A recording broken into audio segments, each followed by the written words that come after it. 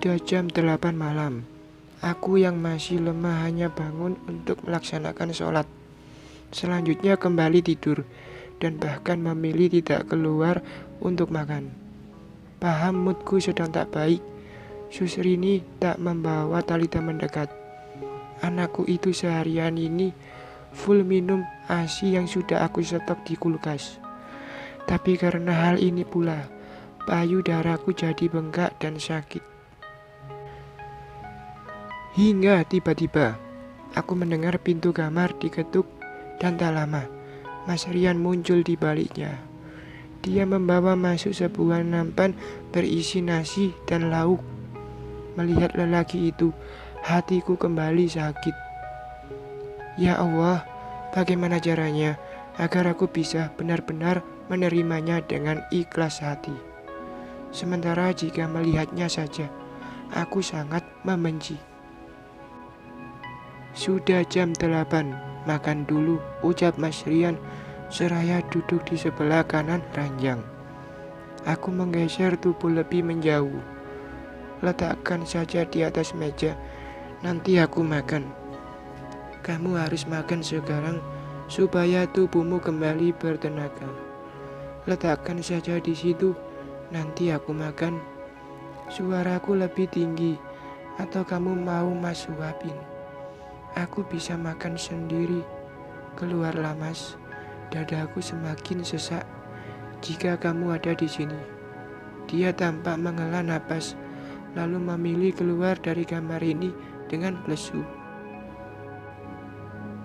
Pukul 8:30, AA masuk ke kamar dan mengatakan padaku, jika dia sudah selesai membereskan perlengkapan sekolah dan sekarang mau beristirahat. Aku hanya mencium kening dan pucuk kepalanya, seraya meminta maaf jika tak bisa menemaninya tidur. Sepeninggal AA, aku kembali mencoba merebahkan diri hingga terdengar deru mobil di luar rumah. Sepertinya papa dan mama sudah pulang. Aku yang masih lemah mencoba untuk duduk. 15 menit kemudian, pintu kamar terbuka. Wajah mama yang tampak khawatir lebih dulu memasuki kamar. Kamu kenapa? Sus bilang tadi kamu pingsan. Dua netraku menatap mama, seperti menemukan sosok terbaik yang paling mengerti kegelisahan jiwa ini. Aku segera memeluknya. Air mata yang semenjak tadi seperti dikunci dari pelupuk, kini seolah telah diizinkan untuk berdesakan keluar. Satu persatu cairan bening itu lolos dari sudut mata. Aku menangis, merintih. Betapa nelangsanya menjadi seorang istri dari suami tak setia. Suami yang doyan jajan. Rasanya jijik, mual, dan sakit di permukaan kulit, bagai teriris pisau tertajam. Melihatku menumpahkan tangis dalam pelukan mama, papa membalikkan badan dan keluar dari kamar. Ada apa? Katakan. Tak peduli pada papa, mama mencoba mencari tahu alasan aku kembali menangis. Tapi aku tak bisa jujur, malu karena ini aib Mas Rian. Juga seperti merasa gagal menjadi seorang istri yang seharusnya mampu menekan syahwat suaminya. Katakan Zaina, biar kita cari solusi bersama. Aku hanya menggeleng hingga terdengar suara ribut-ribut di luar kamar.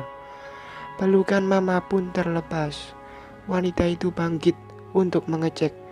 Entah kenapa, aku pun mencoba untuk bangun dan keluar kamar meski masih lemah. Saya sudah pernah mengatakan jika kehadiranmu di rumah ini hanya akan membuat putriku semakin menderita. Maka terpaksa saya menyuruhmu keluar dari rumah ini. Dek. Mas Rian tampak terhenyak. Aku pun yang mendengar ucapan papa sangat tak menyangka jika papa sampai mengusir Mas Rian dari rumah ini. lelaki yang masih berstatus suamiku itu menatap diri ini. Mungkin dia berharap agar aku mencegah kebrutalan papa.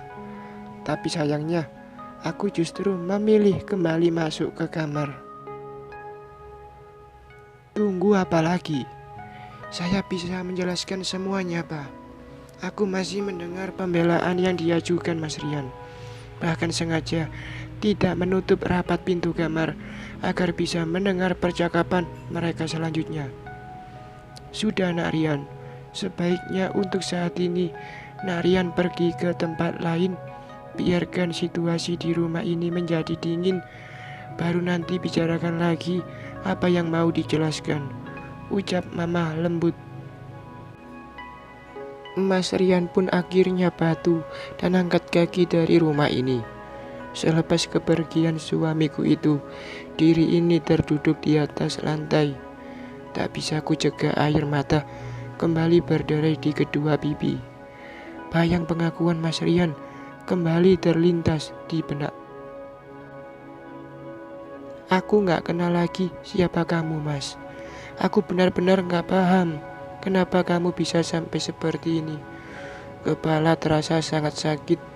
Pertanyaan-pertanyaan seputar Mas Rian dan perselingkuhannya terus bermunculan di benak, membuat dada terasa sangat nyeri. Ya Allah, bisakah aku melewati semua cobaan ini? Pauf Rian. Sungguh tak kusangka papa mertua tega mengusirku dari rumahnya. Sebenarnya ada keinginan untuk membela diri, tapi ucapan mama mertua yang memintaku untuk pergi saat ini dan kembali ketika suasana sudah lebih tenang membuat langkah ini terangkat. Aku tak memilih langsung balik ke Jakarta, akan tetapi menginap di salah satu hotel. Bagaimanapun caranya, besok harus bertemu dengan Zaina kembali. Ku jalankan mobil perlahan hingga menemukan sebuah penginapan. Saat kaki hendak menuruni kendaraan roda 4 ini, tiba-tiba ponsel berdering. Sedikit malas, aku membiarkan saja panggilan yang ternyata berasal dari Friska. Ku biarkan sampai panggilan itu berakhir dengan sendirinya. Ternyata Friska tak menyerah, kembali melakukan panggilan kedua, ketiga, hingga aku mengangkat panggilan tersebut. Mas, kamu di mana? Perutku sakit sekali, tapi aku gak berani bergerak. Jika kamu masih punya hati, tolong antarkan aku ke rumah sakit, Mas. Aku memejam sejenak, lalu menarik napas panjang. Betapa ingin tetap berada di sini untuk mendapatkan kesempatan kedua dari Zaina. Tapi jika mengingat Friska yang terus memberi alasan kandungannya agar aku bisa bertahan, rasanya seperti tidak punya kesempatan untuk memilih apa yang kuinginkan. Mas, tolong aku. Aku terima kau ceraikan, tapi kali ini saja tolong bawa aku ke rumah sakit. Aku ingin anak dalam kandunganku ini selamat, meski bapaknya tak menginginkan. Tapi aku tidak berharap dia mati. Aku menyayanginya, Mas. Ya Tuhan, ku usap wajah kasar. Di detik ini, aku membenci perselingkuhan. Andai ku jaga pandangan ini semenjak dahulu, mungkin tidak ada Friska yang hamil, tidak ada Zaina yang menderita. Ampuni aku, ya Rob. Aku mendesah panjang. Maafkan Papa, Aa. Maafkan Papa, Dek. Bersambung.